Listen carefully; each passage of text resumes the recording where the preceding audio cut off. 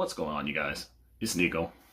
In light of the recent YouTube policy changes with their AI, cracking down on AI and the repetitiveness, that they're trying to combat against, I figured that'd be good to finally show my face, as I start the video off, for that. And because there's so much, AI slop that is on YouTube right now. So it kind of doesn't make sense, but I've seen so many channels complaining over the last month about their getting demonetized, and YouTube complaining about their repetitiveness. So I figured finally it'd be good to show my face. So at the start of this video, so just so that way, just to make sure, YouTube doesn't have any issues or anything with it. So I'm like, because I would like to eventually maybe monetize this account if I can. So the algorithm, doesn't have any issues. I figured it'd be nice just to show my face. So it'd be good to start the video off with that. So I figured it'd be cool to start off with this with the 007 First Light, since it just came out earlier this week, and the fact that Edemion actually claims that he likes this game and claims it's a good game, which goes to show you that all credibility coming from some of these people that have claimed to be anti-woke, who have built the entire platform off of being anti-woke over the last several years, over the enemy. And if he truly believes in some of the stuff that he's trying to sell, then he wouldn't believe that this game actually was any good at all for that. And so, it's like he says that, yeah, 007 First Light is a good game. I'm nearing the end of the story, and I think anyway, and it's been mostly a blast. The beginning is the worst part, the training and all that. But once you get to the hotel mission in Slovakia, everything then onward is Bond game I've wanted to for so long. Lots of stealth, lots of sleuthing, using your gadgets. The set pieces are cool too. Patrick Gibson is very confident James Bond. Also really like Greenway too. Is a badass. Okay, well, I'll skip all that. Whatever else they say. I haven't finished it yet, and if it sticks and landed, yeah, good game. Interested to see what they do. The Tax Sim, which is this game's Hitman-like hub where they remix gameplay elements. If you were on the fence, no need. It's fun game. Very highly quality production values too, and both Bond girls so far are cool anyway. Go back I go. Okay, so it's like he's already telling people to go buy it and purchase it, even if you were on the fence for that. So Jose Switch 56. Does he get bossed around by women frequently? Edemion then says, no. I come back and reply and say, because I haven't bought this and not going to buy it, and I sat up and watched all the whole 20-hour gameplay through, footage of everybody that has bought it, that has been playing it, and so I was like, yeah, he gets talked down by a bunch of lesbian-looking feminists based upon the folder there. And this is from the footage. A Bond game shouldn't be about getting called a little man and lectured onto your toxic masculinity by a 6 out of 10, and you see the comment there where it says, why do little men like you always do that? You must know, be playing along. He comes back and replies, that's some random girl you talk to in the mission in the nightclub. You use her to get info in order to get further in the level. You can also beat up a guy. His girlfriend falls for you, and if you accept her advances, that the girlfriend shows up and likes up your deal with that tattoo lady. So knowing the instance James is literally playing all sides, not a good example. Telling me that's not a good example. I'll come back. You're missing my point. They purposely made the main females in this game ugly to go along with their agenda. So, and I'm sorry guys, this is a run-on sentence because X only lets me, put so much in the comments until it starts to go off past, I think, like 200 characters, and it's stupid, and most of the people won't see the rest of the post. So I had to run on this altogether. I said, this game ugly to go along with their agenda. So what some random hot looking NPC is thrown in there doesn't change I'll start that over. You're missing my point. They purposely made the main females in this game ugly to go along with their agenda, talking about the studio. So what some random hot looking NPC is thrown in there doesn't change they're still race swapping and pushing their woke agenda. If this is the new standard, we're really screwed at this point. And I mean, you can see the photo there of these are the main female characters. I mean, Moneypenny's the one with the glasses. M is this Indian looking chick over here. These other three brunette chicks, I mean, all five of them look Middle Eastern. I mean, it goes back to the other post I posted there. You hardly see any white English women in this game at all, besides a few random NPCs there standing there. Endymion comes back and responds, "You can't be serious, bro. Also, the top left and bottom right are the same women that girl is literally walking around in a bathing suit with her bare legs out at one point. The girl in the middle bottom exists solely as eye candy in the Vietnam mission. Moneypenny was black in the Craig films too. It's not something new. Only M is different, and she's incompetent. And that's the only stupid one." So to his point, that he feels that's the only stupid part of this game, and it's not. There's an entire list of stuff in here that they fucking threw in here that is incompetent and stupid. And so this guy comes back. Moneypenny was still race swap. Doesn't make it acceptable to continue doing. Your instance in justifying that speaks volumes. It does speak volumes because this guy fucking has claimed to be anti-woke for, talk about Endymion right here, has claimed to be anti-woke for the last 6 years now and has built his entire platform off of being that. And so it's like for him to go for Nat to accepting this right here as the new standard for gaming really truly shows how screwed up that some of these guys are that have claimed to be anti-woke and claim to be against all this. And so if you're willing to accept this as the new standard, knowing darn well, you know, with all these other games coming out later this year, it's like, yeah, God knows how, you know, GTA 6 is going to be in November because Leslie Bensley is gone, you know, Dan Houser is gone, you know, several of the other guys that worked on the original Grand Theft Auto games back in the early 2000s, they're gone now from that company. And Rockstar already said that they, you know, have want to quote unquote tone down the frat boy environment, whatever the hell that means, and that, you know, and so it's everybody knows that game is not going to be like the original ones, you know. And there's Modern Warfare 4 coming out in October, so and I saw the footage of that. I mean, you got more female soldiers, female North Korean dictator. I'm like, okay, whatever. We'll see how that ends up doing, and so.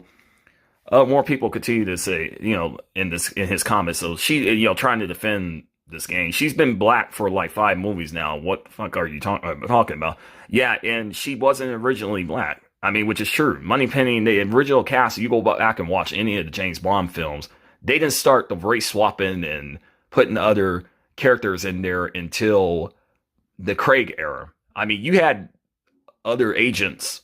And when Bronson was portraying Bond back in the 90s, I mean, he had, several of the other double O's, they were from different backgrounds. One guy was black British and that, but it worked normally. It wasn't like they were trying to purposely, you know, flip all this stuff on purpose just to push their woke agenda like they've been doing with all the fucking race swaps throughout the entire Hollywood industry for the last, you know, 10 years now. And it's like, I mean, come on, dude. It's like, you try to defend this, and this guy, yeah, and she wasn't originally black. It's not suddenly all right to change her race because 5 movies disrespected the source material. Exactly. Where do you draw a line on the source material? Because Ian Fleming's books were written in 1954. Okay, again, with that bullshit. That BS is talking about, you know, just because it was written in 1954, dude, doesn't mean it's the source material of what made, you know, James Bond who James Bond. Why do you think you even have a series in the first place, dude? He goes on, you don't really care about the source material because I would put my life on the fact that you've never read Casino Royale. You're just an edgy racist. Okay, whatever, dude. Not racist or a teenager, nice try, but you're still clearly pro-woke. Clearly he is, or that. All forms of race swapping are inherently racist, so go look in the mirror. Exactly. Please explain why. Why is it racist to change the established character skin color to something different? Let me think. Is a different version of their motivations, a different background. Yeah, he said, I'm thinking it exactly as racist. And exactly, I mean, with these guys, I mean, like I said, with him, with this, with Endymion, and the fact that he's defending this game, and I'm like, if this is the new standard of gaming, then the industry really has been compromised by the woke mind virus, the Marxists, leftists, you know, and their whole globalist agenda. It really has been compromised. If you're willing to accept this, and I mean, look, here he's talking about Platinum Trophy 209, Double First Light. Yeah, good game, easy platinum. Pretty sure the final tax sim trophy glitched down a lot early, but it's a good one for me. I enjoyed it. Onward. Okay, he says how to. Okay, that's something different. Okay, yeah, Double Seven First Light is a good game. I'm nearly the end of the story. I think anyway, it's been mostly a blast. The beginning is the worst part. Okay, that's what he posted in the beginning. Okay, good. It's okay. Look, this. Okay, someone's posted 1.5 million copies sold, and that's how much they sold. And he says, good, it's deserved. First Light is a good game. I mean, they spent $200 million making this game to Iowa Interactive, which is a studio. They're the same ones that made Hitman. And a lot of the mechanics in this 007 game are literally a ripoff of the Hitman game. Yeah, I mean, you could the way the key moves around and the way some of the characters stand, the NPCs are standing around and their reaction movements. I saw a video where the guards Bond was trying to knock out. He literally knocked one of them out, and the guy was standing right freaking there in front of him, and he didn't even react. And that's how some of the guards in Hitman react. I mean, some of the NPCs in Hitman are more realistic than what they are in this game of what they created. And he's talking about 1.5 million copies sold, and if they spent $200 million on this game, then that's not going to break even. And I'm going to go over right now and show you guys that exactly where, it's the numbers don't add up for any of this in regards to that. So let me switch over there. So I went over to Steam Deck's website just to see the current numbers. And so with 007 First Light is currently sitting at 48,370 players online right now. The 24-hour peak was at 64,007 players, and the all-time peak was at 68,477 players right here, which I don't know if you guys can see this, but I'll zoom in on that right there. And so it actually has dropped, considering that it was 48. It's at 48,000 players right now, but the other day it peaked around at the 65,480 players. So it's had a huge drop off, and that could just because the game came out on Monday, and this is Friday morning at the time of me making this video.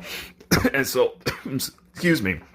And so people have already probably competed because the game, I think, lasts around close to 20 hours. But you guys can see right here, it was at 65,000 players. It was what it peaked on Monday. And so for it to go to that down to 48,300, that is a huge significant drop off, with the fact that this game cost over, hang on, let me pull it up for you guys. It was over $200 million is what they spent on this. It says, 007 First Light developed by, probably cost over $200 million. Okay, so it cost $200 million. They're saying that, according to even the Reddit right down here, it says that they sold 1.5 million copies within the first 24 hours. And so we could go right here on the calculator, and I'll show you guys that. Okay, so the game cost $70, right? So 70 times 1 point, let's just say 1.5 million, right? That's $105 million that they've already, brought in just within that first 24 hours. Okay, so the game costs over $200 million, though, correct? And so that means that they're going to need another additional probably 90 million to 100 million just in order to break even on what they spent right here. And the game, like I just showed you guys right now, they've only got 48,000 people playing this. This is at 5 a.m. my time, Friday morning, March. What is it? This is March. Not March, May 29th. May 29th, 2026. 48,300 players are online right now playing this game. So if it has any shot at breaking even, I highly doubt this at this point. And so that goes back to what my point about what I was saying a minute ago with all the praise that Edemion and other paid shills and content creators like him have been doing over this last, entire 5-day period since this game came out. saying that, you know, how good it is and telling people to go buy it, it really is no different than the fake outrage, you know, when something is good that does come out and there's fake outrage behind it, you know, and that goes back to why I even question whether Endymion as a dang content creator has even been legit this entire time, or does he really care? Surely, like myself and the other old school players that have been playing these games for going back to the early 2000s when, you know, the original Bond games came out, the ones with Pierce Bronson, and how good those were, how all good gaming was back 20 something years ago. You know, does Endymion really care? You know, or is he just using that to just build his platform off of, you know, to make money like everybody else is trying to do? So it's interesting. And the other thing I want to show you guys real quick too is this is from what's his name? Grim Hollywood, I think. And so I want you guys to hear what he says about what's also wrong with this game, because this actually summarizes perfectly. I mean, just how bad the driving is within this game compared to previous 007 games. There are a lot of things that are actually wrong with this game, and I literally can't even crash into things for fun. It literally stops me every time. Unbelievable. I'm serious. Look, drive assist. Out of town for a few days. It's like invisible. It's like, Steve. you know, the fun about this world would be to interact with it as James Bond. To drive responsibly, right?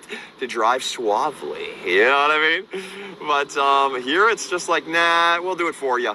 It's like, all right, I guess. Like, why not even just do a cutscene at this point? You know what I mean? But right, but like this is, It's like Invisible Wall City, man. So I'll just play. I'll play how they want me to play. This is me. Thanks, guys. Things will look better. Thanks, guys. No, just shut up and just hold the right trigger down. That's this mission. That's this mission. Things, guys. Literally, look at that. Thanks, guys.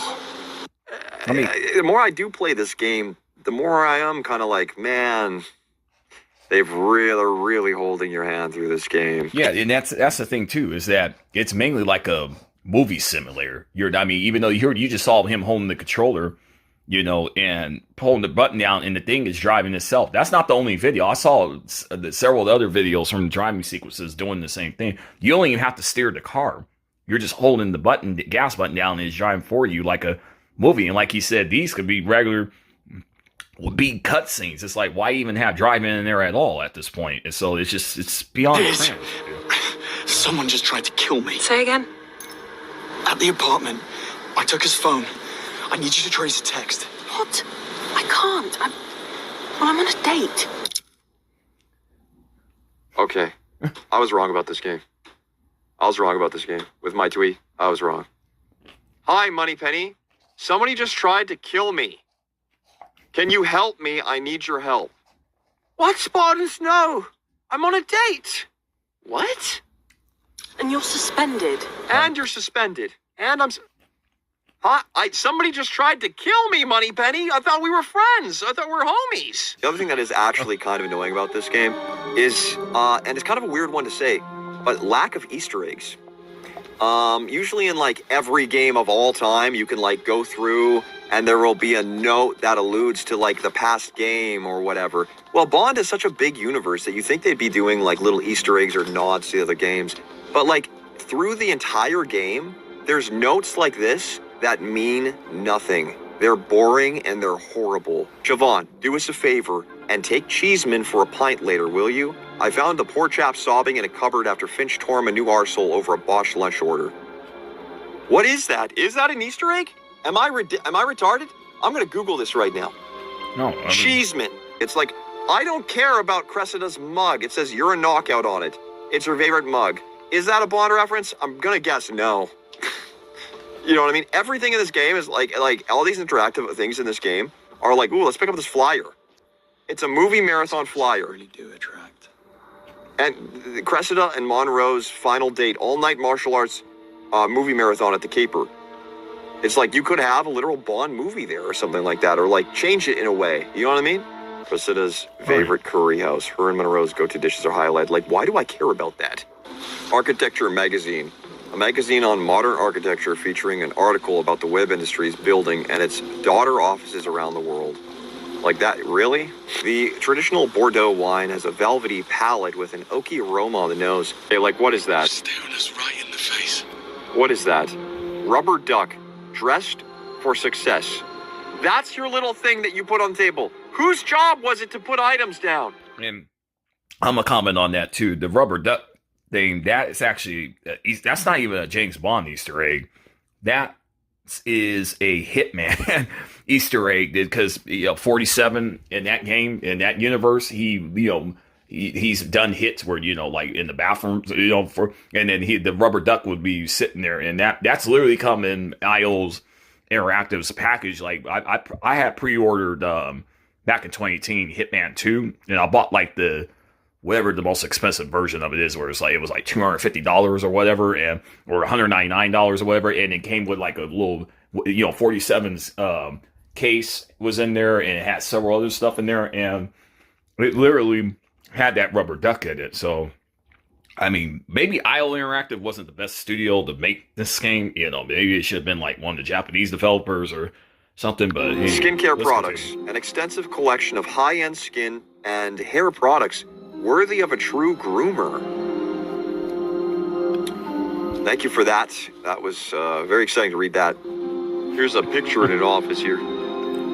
Picture of a dog, an adorable Bernese mountain dog named Humphrey. A stock photo, no doubt. Thanks, guys. Thanks for that. I don't really like picking up the watch points to use the watch. That's what I've been doing when I've been picking those up. I'm picking up watch points so I can use my gadgets on my watch. I think it'd be much better if it was just a cooldown. Like this. It's not that much fun. It doesn't make sense either. It really does not make sense. Hey, guys.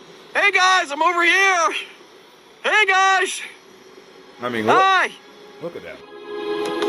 I mean, that AI on the enemies is so bad, it's beyond ridiculous, at this point. But anyways, you guys, I'm gonna stop it right here. But just, if you guys want to purchase